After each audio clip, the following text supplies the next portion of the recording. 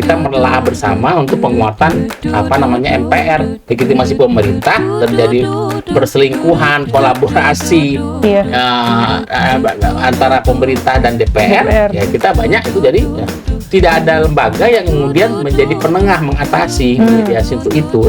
Justru ketika kekuasaan presiden itu kuat, ya kita butuh lembaga pengawas yang di atas itu, bukan sejajar, DPR sejajar. Salam jumpa, salam Indonesia. Kembali lagi bersama kami di Syndicate Talk bersama Ari dan Via. Iya. Oke, Mas. Salam sehat untuk kita semua. Terima kasih sudah terus menyaksikan, jadi pemirsa setia di Syndicate Talk. Iya, tema betul. kita sekarang cukup beragam ya. Iya, sekarang kita bahkan punya subtopik ya Mas ya, Subtopik yang fokus ngomongin tentang konstitusi nih Mas. konstitusi, demokrasi, Iya. bagaimana Pancasila, nilai-nilai bernegara lah. Iya. Spirit bernegara, Yang harusnya bernegara. Wah. Iya. Ini sangat concern juga ya Mas kita sama Apalagi Via kan habis kemarin berkeliling ke para founding fathers. Wah. Founding Fathers. Iya lagi. Jadi berziarah ke makam Gus Dur dan Soekarno. Wah, itu kan menarik untuk menggali inspirasi dari para pendiri bangsa. Itu juga kan ke mana? Ke rumahnya Surabaya, Cokraminoto kan. Itu kan iya. Rumahnya para pendiri bangsa. Pendiri bangsa, iya. Tentu aku setelah ngelihat kayak gitu ya Mas, sejarahnya terus menyandingkan dengan situasi Indonesia saat ini tuh ya khawatir sih Mas. Mereka mungkin akan sedih kali ya ngelihat situasi sekarang. Kehilangan orang-orang yang menempatkan diri sebagai negarawan. Banyak politisi tapi hanya memikirkan dirinya sendiri, kelompoknya, kepentingannya. Iya. Tapi hanya subjektif kepentingannya, tapi tidak berpikir untuk kepentingan bersama, kepentingan bangsa. Tapi sulit ya, bukan sulah lah. Sulit lah. Iya, jadi akronim. Iya. Oke nih Mas, ngomong-ngomong sulit lah itu Mas. Sekarang ada isu yang menarik dan sebenarnya patut kita bahas juga nih Mas.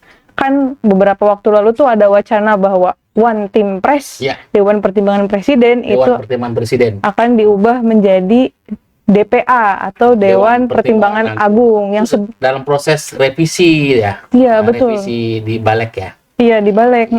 Nah, itu jadi ini kan juga ya Mas ya, inisiatif dari DPR kan ya Mas? DPR.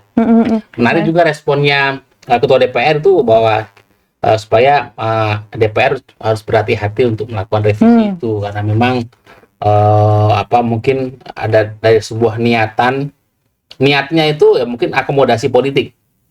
I see. Nah, sepertinya itu gampang sekali dibaca publik, akomodasi politik untuk mengakomodasi para tokoh, terutama mantan presiden. Jadi revisi One Team Press menjadi Dewan Pertimbangan Agung bukan hanya pertama-tama soal perubahan nomenklatur dari Dewan Pertimbangan Presiden di Dewan Pertimbangan Agung, tapi juga ada muatan politiknya untuk akomodasi politik. Terbukti ketika dilempar ke Pak Jokowi, gimana Pak Jokowi? Mau nggak masuk anggota DPA? Saya mau pulang kampung aja. Nah, tapi sebelumnya dulu kan politisi Gerindra jubirnya Pak Prabowo pernah melontarkan soal Presiden Club. Nah, itu jadi, sebenarnya itu ketika revisi One Team Press menjadi DPA, dalam bayang-bayang ya ini sebenarnya ingin mengubah nomenklatur One Team Press menjadi untuk akomodasi Presiden Club. Ya, makanya DPA itu One Team Press rasa Presiden Club. Oh iya. Nah, kalau Presiden Club kan sebelumnya pernah ada masalah tuh Mas. Ada beberapa wacana bahwa mantan presiden tertentu nggak bisa bergabung. Berarti dengan adanya DPA ini kemungkinan semua mantan presiden akan itu dong maju beneran. Satu sisi kan kita ini persoalannya pertama untuk menyatukan para presiden, Presiden Club. Pada sisi lain mungkin kalau dengan One Team Press itu namanya mungkin kurang keren.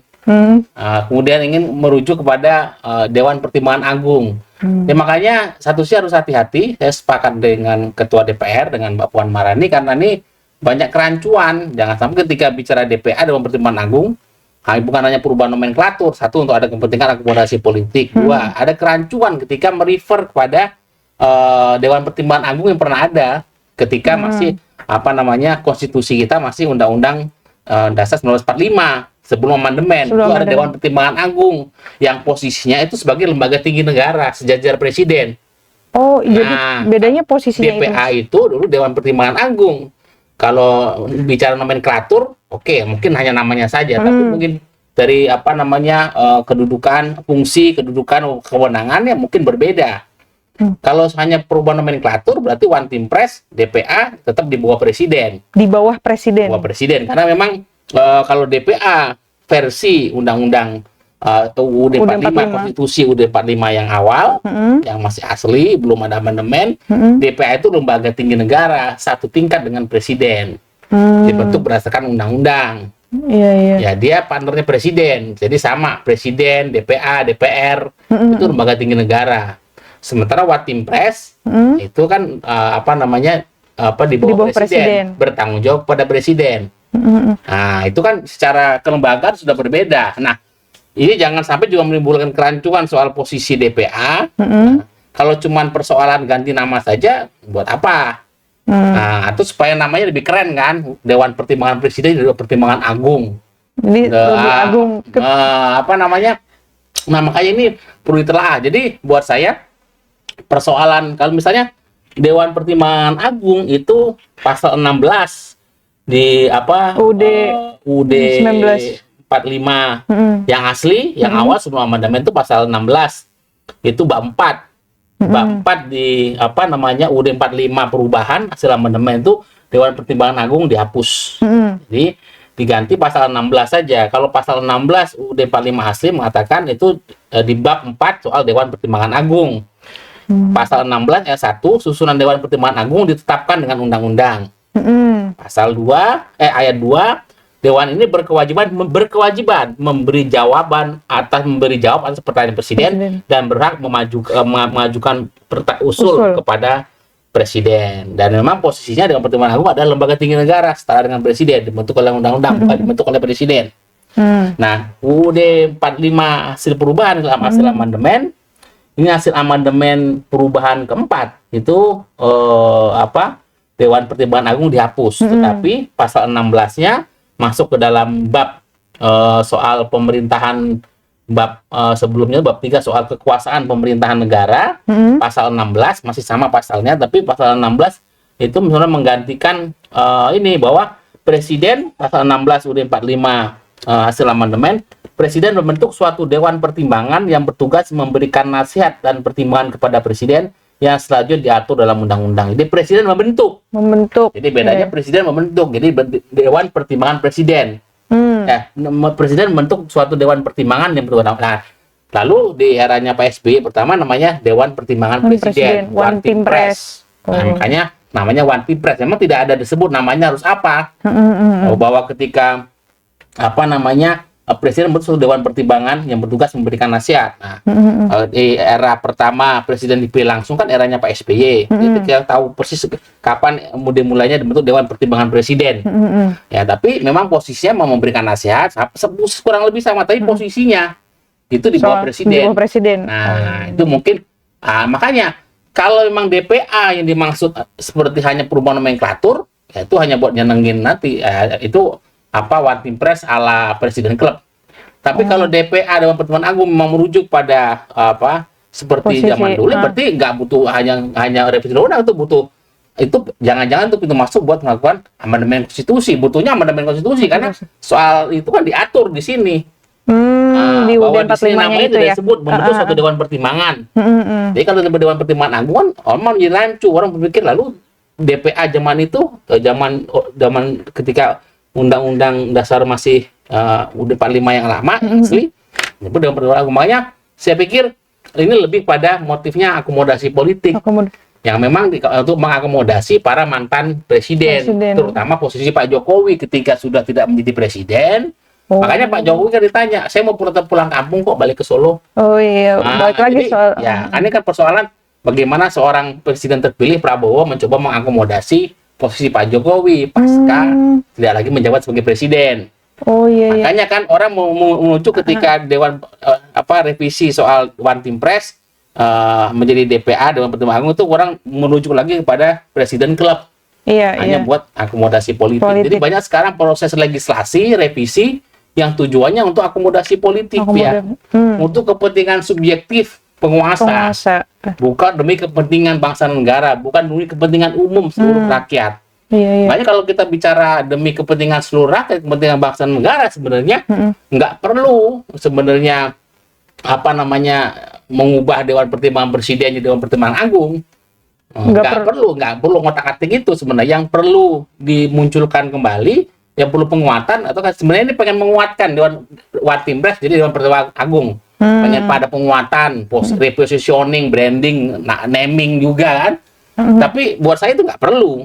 Yang sekarang diperlukan kalau buat kepentingan bangsa dan negara, tapi ini bicara juga konteks kebutuhan ke depan ya, adalah bagaimana penguatan MPR, Majelis Permusyawaratan Rakyat, itu yang memang yang perlu kita telah bersama sebagai pertama-tama bukan kita mendesakkan untuk lakukan amandemen kelima atau segera amandemen, tapi bagaimana kita mengkaji ulang, mengevaluasi bagaimana proses amandemen yang sudah sekitar berapa nih ya? Hampir 20 tahun lebih lah, 20 tahun lebih ya, berapa dari tahun 2022 sih, 2022. Ya, 2004 98 kan itu baru sekitar 26 tahun. Iya. Ya 25 tahun, lebih dari, saya pikir waktu 25 tahun lebih waktu yang cukup kita secara bijak menelaah kembali, mengkaji ulang ya, seperti ya daripada bicara soal Dewan Pertimbangan Timpres atau Dewan Pertimbangan Agung, lebih akomodasi politik ya lebih baik ya kita harus berani, yang perlu sekarang bagaimana kita menelaah bersama untuk penguatan MPR. Ya, walaupun ya ini kita buka diskursus publik bahwa MPR hari ini, MPR hasil amandemen adalah memang sudah berubah. One Timpres dulu DPA dihapus, sekarang di bawah presiden. Tapi itu kita tidak ada urgensi lah untuk kondisi politik hari ini, dan untuk antisipasi ke depan itu lebih relevan yang relevan dan kemudian ada urgensi adalah bagaimana kita menelaah penguatan MPR. Karena MPR-nya itu adalah lembaga, sekarang posisi MPR, DPR, DPD, presiden kan sama via sejajar lembaga gitu ya, tinggi negara. Nah, itu harusnya kalau kita berkaca pada nafas roh atau kebijaksanaan ya dari para pendiri bangsa kita, mengapa MPR itu Majelis Permusyawaratan Rakyat itu lembaga tertinggi negara. Nah, itu yang kemudian dia mengatasi lembaga-lembaga yang lain. Nah, dia kemudian persoalannya kan, kenapa penguatan MPR penting? Yang pertama, ketika kita menghadapi sistem presidensial, presiden semakin kuat. Tapi kita ada kasus terakhir itu bagaimana penguatan DPR yang terlalu dominan, kemudian dengan presiden, jadi presidensialisme kuat, kemudian melakukan kolaborasi politik dengan DPR, ya, banyak terjadi abuse of power. Ya, banyak hari ini produk legislasi undang-undang seperti banyak tadi kita bicarakan demi kepentingan subjektif penguasa. Demi kepentingan subjektif kekuasaan. Karena apa? Ya, presiden yang kuat karena sistem presidensial dan juga politik yang terlalu dominan oleh DPR. Ketika fungsi DPR itu hanya menjadi stempel pemerintah, legitimasi pemerintah, terjadi perselingkuhan, kolaborasi antara pemerintah dan DPR. Ya kita banyak itu, jadi ya, tidak ada lembaga yang kemudian menjadi penengah mengatasi mediasi untuk itu. Justru ketika kekuasaan presiden itu kuat, ya kita butuh lembaga pengawas yang di atas itu, bukan sejajar DPR sejajar, justru lembaga kontrol. Jadi si MPR-nya itu MPR perlu lebih dikuatkan untuk mengimbangi kekuatan presiden. Kekuatan sistem presidensial yang kuat justru butuh pengimbang, kan fungsi check and balances MPR yang kuat. Jadi kan ketika MPR malah dilemahkan, ya dengan kedudukan dari lembaga tertinggi, lembaga tinggi negara, fungsi dan kewenangan juga. Ya mungkin yang perlu dilihat adalah sebenarnya kekuatan soal fungsi memilih presiden, wakil presiden. Emang ini kita sepakat bahwa pemilihan presiden secara langsung oleh rakyat melalui pemilu. Tetapi kan bicara demokrasi konstitusional itu kan tidak hanya bicara pemilu 5 tahunan, tapi bagaimana day to day napas demokrasi itu. Nah, kita butuh lembaga yang lebih tinggi. Nah, makanya mengembalikan fungsi MPR menjadi penting untuk bagian dari kita catatan ya, untuk kita elaborasi sebagai diskursus publik melihat segala bentuk penyimpangan ya, penyimpangan perselingkuhan politik. Yang ketiga sekarang politik menjadi panglima, ketika eksekutif dan legislatif. Nah, itu kemudian bersekongkol, berselingkuh justru untuk kemudian meninggalkan tadi mengkhianati kedaulatan rakyat. Kalau menarik sebenarnya asal muasal menarik ketika misalnya Via, kenapa namanya majelis? Ada dewan. Kalau dalam bahasa Arab sih Mas. Nah, aku tanya majelis tuh artinya duduk. Iya, majelis itu duduk. Iya. Atau majelis permusyawaratan. Kenapa ini majelis permusyawaratan rakyat? Iya. Kemudian ini ada dewan perwakilan rakyat. Nah, menarik merunut itu. Yang jelas dewan perwakilan rakyat itu memang jadi kalau sekarang kan MPR itu komposisinya anggota DPR dan DPD. Iya. Kalau dulu anggota MPR itu adalah anggota DPR, kemudian ada utusan golongan, utusan daerah, ya kan? Ya juga ya utusan golongan dan utusan daerah. Jadi pada saat itu ada 3 komposisi di MPR, yang dipilih, yang elected itu DPR, ya, yang kemudian ada utusan golongan dan utusan daerah yang kemudian itu dipilih, selected, dipilih.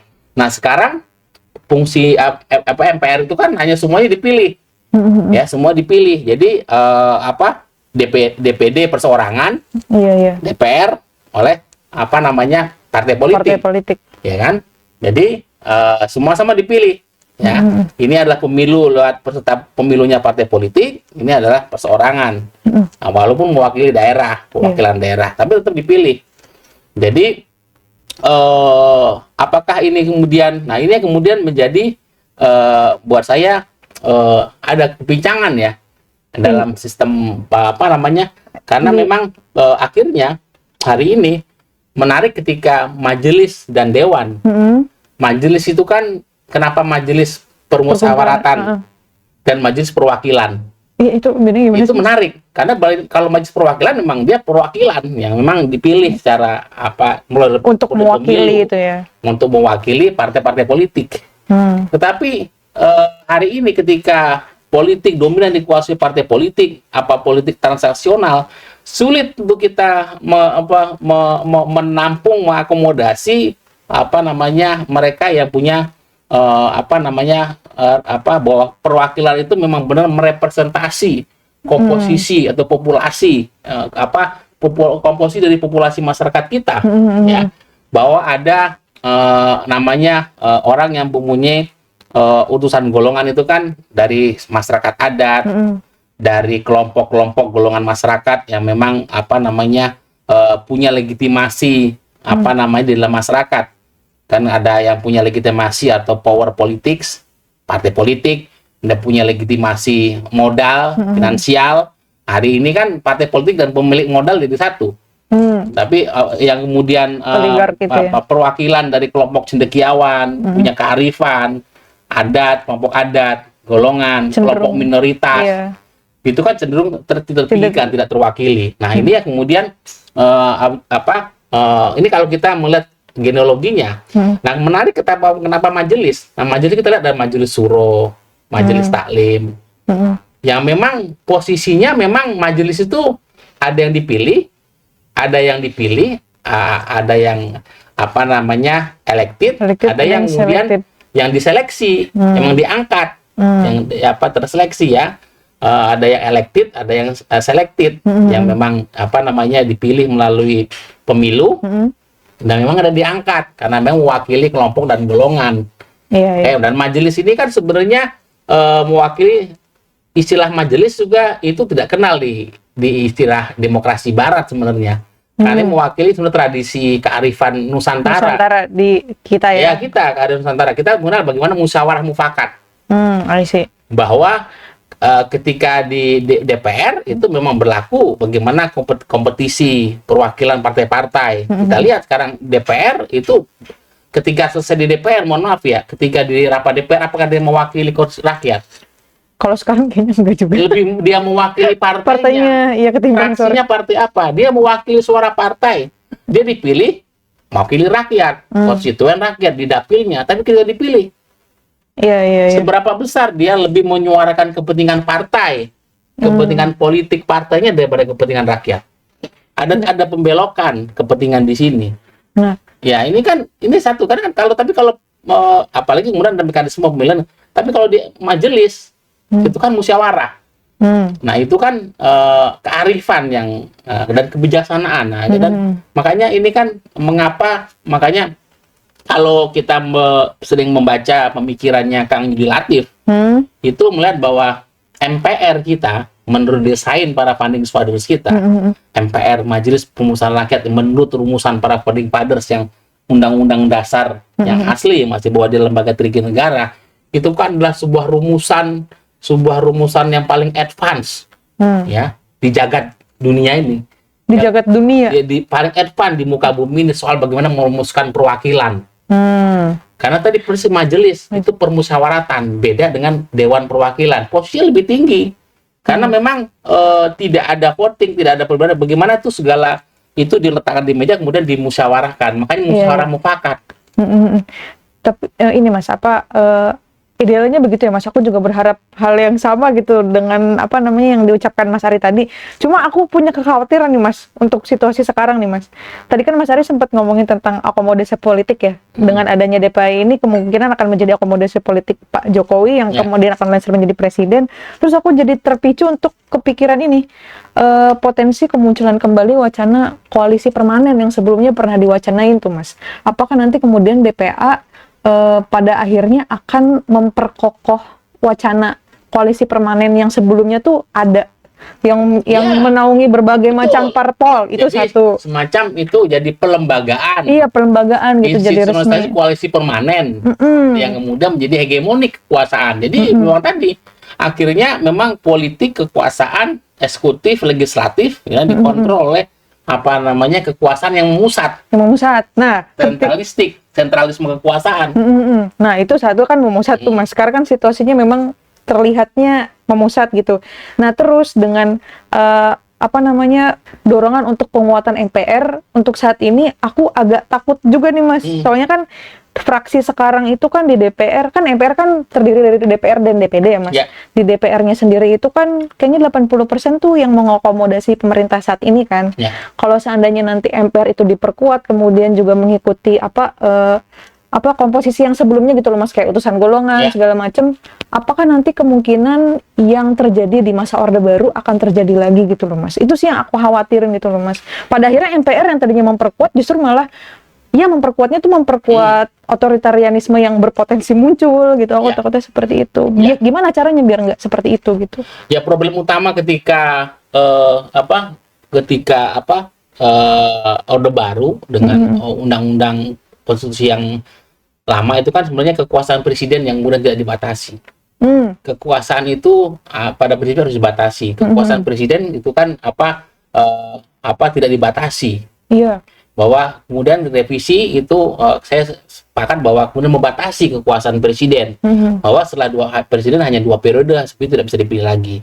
Ketika UUD 45 yang lama, UUD 45 asli itu memang presiden dapat dipilih dan kemudian setelah dapat dipilih dipilih kembali. Iya. Kan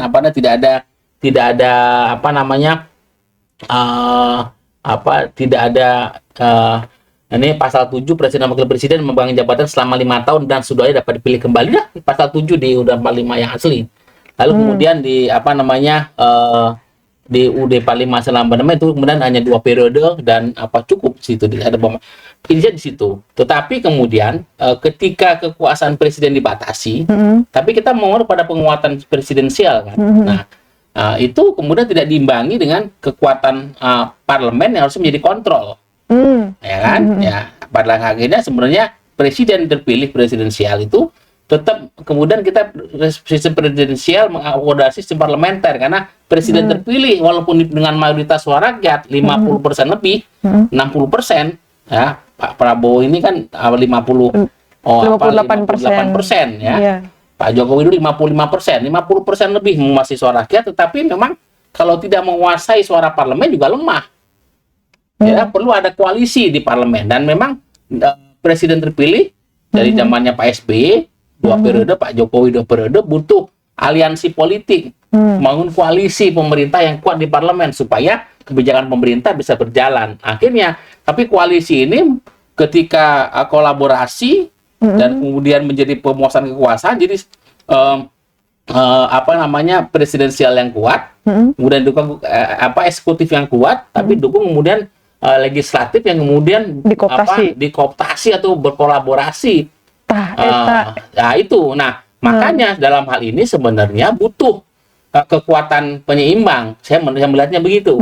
Dan penguatan fungsi MPR, tapi saya bukan dalam rangka saya mendesakkan dalam waktu cepat untuk lakukan amandemen, tidak.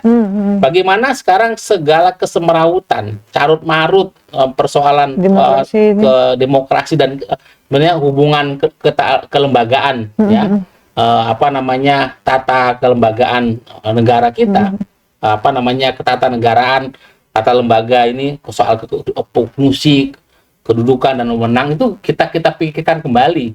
Bagaimana ini relevan dan kemudian untuk kebutuhan demokrasi kita yang semakin baik ke depan. Karena kan penataan kelembagaan ini kan hasil reformasi perlu kita tata ulang. Sistem presidensial tadi yang kemudian akhirnya kemudian menguatkan sekarang politik menjadi panglima, kekuatan militer statalistik, sementara fungsi permusyawaratan rakyat. Nah, sekarang kalau memang presiden bertanggung jawab kepada rakyat, ya 5 tahun sekali.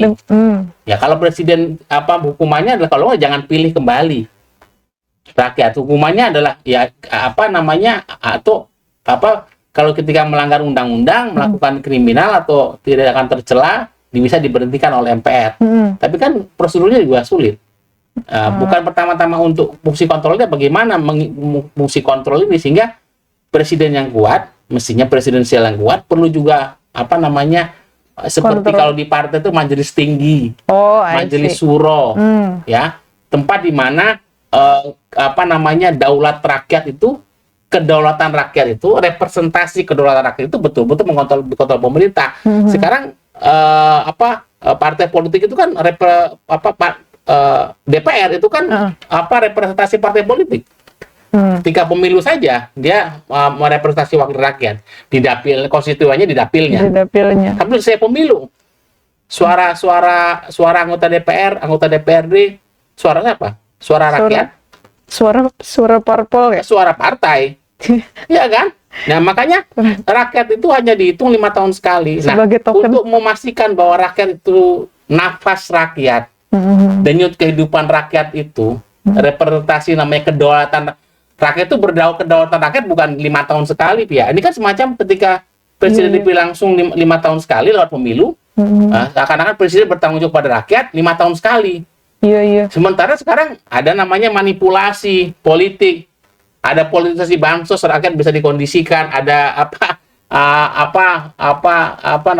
manipulasi politik dengan rakyat bisa operasi politik yang kemudian bisa mengkondisikan suara rakyat.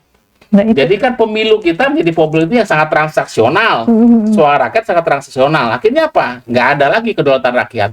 Nah, sebenarnya yang paling sentral dari MPR adalah dia adalah representasi kedaulatan rakyat. Makanya saya sepakat pada poin pertama pasal 1 itu negara pasal 2 ya, pasal 1 ayat 2, kedaulatan rakyat, kedaulatan adalah di tangan rakyat dan dilakukan sepenuhnya oleh Majelis Pemusyawaratan Rakyat. Bahwa rakyat yang 170 juta lebih 270 juta lebih itu manifestasi konsepsi kedaulatan rakyatnya itu siapa yang pegang?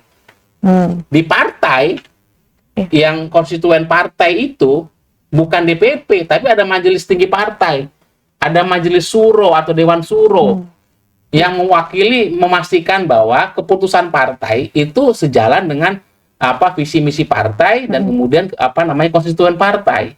Nah, kedaulatan konstituen dipegang oleh Dewan Suro, Majelis Suro. Nah, sekarang fungsi kedaulatan rakyat, ya sebenarnya itu manifestasi day to day. Apa namanya, day to day, hari demi hari, setiap napas government pemerintahan ini, gerak politik kan harus mencerminkan kedaulatan rakyat. Nah, esensi utamanya adalah MPR itu adalah sebenarnya representasi dari kedaulatan rakyat. Ketika kekuasaan itu, nah itu menarik sharingnya Kang Yudi Latif misalnya, menarik bahwa ketika tadi MPR kita menurut desain Koning Paris itu kan memasukkan tiga perwakilan sekaligus. Satu DPR yang memang elected, election melalui sistem pemilu, dipilih partai politik. Yang kedua adalah kemudian apa namanya, perwakilan daerah, ya, perwakilan daerah, utusan daerah yang sekarang ada dalam DPD lah. Tapi yang ketiga itu adalah utusan golongan, kelompok, ya, mereka yang apa namanya tidak punya kekuatan politik, ekonomi, ya, tidak punya partai, tidak punya kekuatan kapital, finansial, tapi punya kekuatan intelektual, apa namanya, modal budaya, legitimasi kultural di tengah masyarakat, pemimpin agama atau kelompok adat, masyarakat adat, atau bagaimana kelompok-kelompok Kesultanan Kerajaan Nusantara, apapun itu adalah pemegang sah dari Republik ini di awal, ya. Lalu juga TNI Polri misalnya, dulu ada kan utusan golongan dari ABRI, ABRI kan, mewakili. Jadi memang kelompok kultural di masyarakat diwakili tiga, jadi ada tiga wakilan. Kalau sharingnya Kang Yudi Latif, itu sistem parlemen Iran itu ada apa namanya, Dewan Suro yang memang itu dipilih oleh pemilu. Dia dua kamar Dewan Suro, seperti DPR dan dipilih. Yang kedua ada namanya Dewan Garda. Dewan Garda itu produksi yang selected. Oh, yang kayak tadi utusan tadi ya, seperti utusan golongan. Utusan golongan kelompok cendekiawan yang gunanya apa? Untuk mereview, melihat produk legislasi undang-undang apakah sesuai dengan ideologi negara, kebijakan, dan kedaulatan rakyat. Jadi nggak ada lagi produk legislasi undang-undang yang mudah bertentangan dengan undang-undang konstitusi, dengan ideologi negara, garis haluan negara. Nah, ini ada kelompok yang memang tidak dipilih, tapi memang tidak elected, tapi diangkat, diseleksi dari urusan-urusan golongan, dari kelompok cendekiawan, kelompok intelektual, ya, bukan partisan, tapi memang, nah itu kan mengakomodasi dua kamar. Juga parlemen di Inggris, kalau saya parlemen di Inggris juga melakukan ada dua kamar kayak gitu. Nah, kita itu kan MPR kita kan hanya DPR dipilih perwakilan partai politik, DPD perorangan wakil daerah.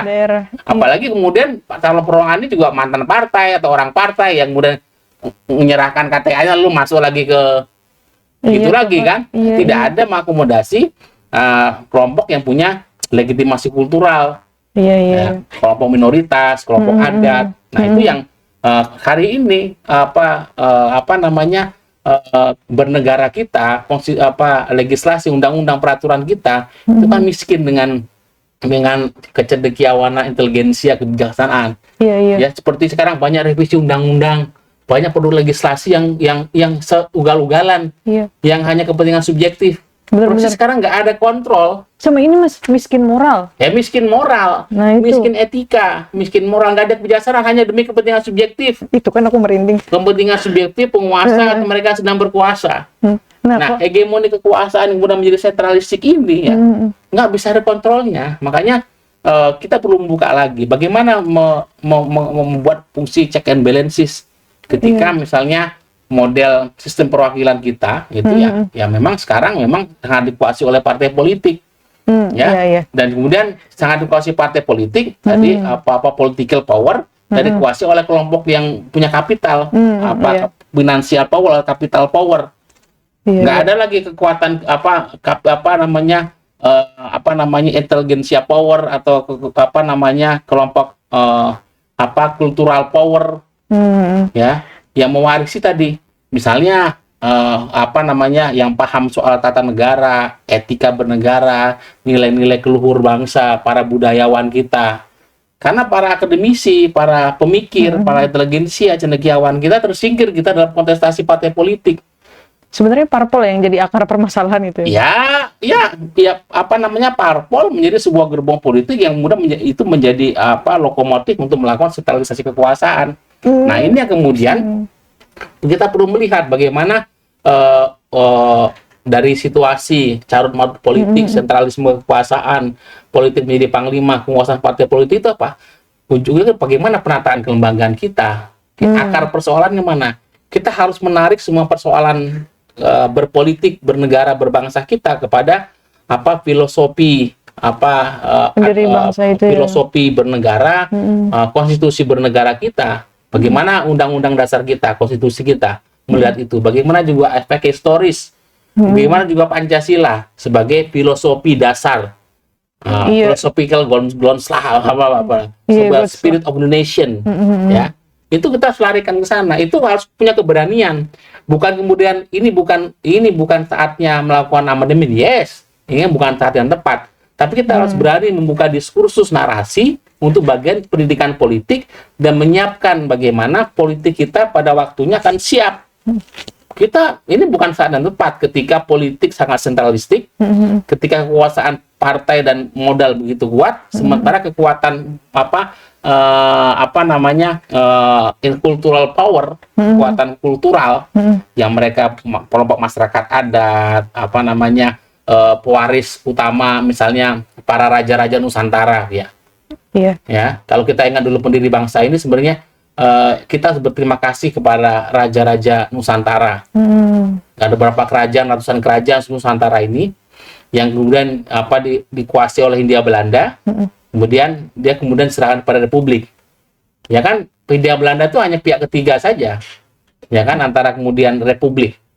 Ya, pemilik aslinya adalah para raja Nusantara. Kemudian ketika melihat proklamasi, makanya pemindahan kekuasaan dan lain akan dilaksanakan pada tempo yang singkat-singkatnya, dengan cara seksama dan tempo yang singkat-singkatnya. Tempo singkat-singkatnya, tapi apakah cara yang seksama? Bagaimana kita mengakomodasi kelompok-kelompok golongan yang ada di masyarakat, cultural power yang punya legitimasi kultural, raja-raja Nusantara, kelompok masyarakat adat, kelompok minoritas, kelompok agama yang perlu diwakili. Karena tadi bahwa bagus sekali uraiannya Kang Yudi Latif ketika mengatakan bahwa desain MPR, ya, Majelis Permusyawaratan Rakyat, sebagai majelis syuronya Republik. Ya, itu adalah semacam par excellence, jadi yang paling advance di bumi ini, yang kemudian menggabungkan tiga sistem perwakilan. Ya, ada yang elected, DPR, dan selected, kemudian selected, ya. Selected ini ada yang kemudian mewakili kelompok dan golongan, basisnya adalah kelompok dan golongan, community. Jadi partai politik tadi kan yang elected mewakili katakanlah individual right, hak individu. Hak individu, partai politik, kompetisi, partai politik, individual right. Tapi kemudian komunitas, kelompok, golongan itu diwakili utusan golongan. Tapi kemudian perwakilan teritorial daerah yang tidak bisa diakomodasi itu perwakilan utusan daerah. Sehingga ada DPR, kemudian utusan golongan, utusan daerah, tiga kamar tadi. Tiga matra ini kemudian itu komposisi yang ideal. Dan itu sekarang banyak ditiru oleh beberapa bentuk perwakilan di dunia seperti Iran, beberapa negara di Eropa. Ini menjadi menarik bahwa kita jangan untuk berani melihat ke belakang, tapi juga melihat ke depan. Kalau melihat ke belakang saja kita maunya kembali ke UUD 45 asli. Ya, saya tidak setuju. Tapi melihat ke belakang dalam arti apa kearifan-kearifan, kebijaksanaan yang memang diwariskan para founding fathers tadi. MPR itu sebenarnya sebuah komposisi Dewan Suronya Republik, ya, Majelis Suro, Dewan Permusyawaratan Rakyat memang ideal karena ada 3 lapis perwakilan tadi. Yang elected dipilih dan kemudian selected kemudian diangkat supaya komposisinya berimbang. Supaya karena sistem Bhinneka Tunggal Ika kita kan bukan kemudian menyatukan perbedaan, tapi kita tidak ingin membunuh atau mematikan perbedaan, Tidak membunuh karakter. Perbedaan yang ada itu tetap hidup, tapi kemudian bagaimana perbedaan itu disatukan. I see. Dari perbedaan itu yang kemudian bukan penyeragaman, tapi keragaman itu disatukan. Kita tidak ingin membunuh atau mematikan keragaman tetap ada. Makanya bentuk perwakilan kita MPR itu adalah Majelis Permusyawaratan Rakyat. Majelis posisinya lebih tinggi daripada dewan. Iya.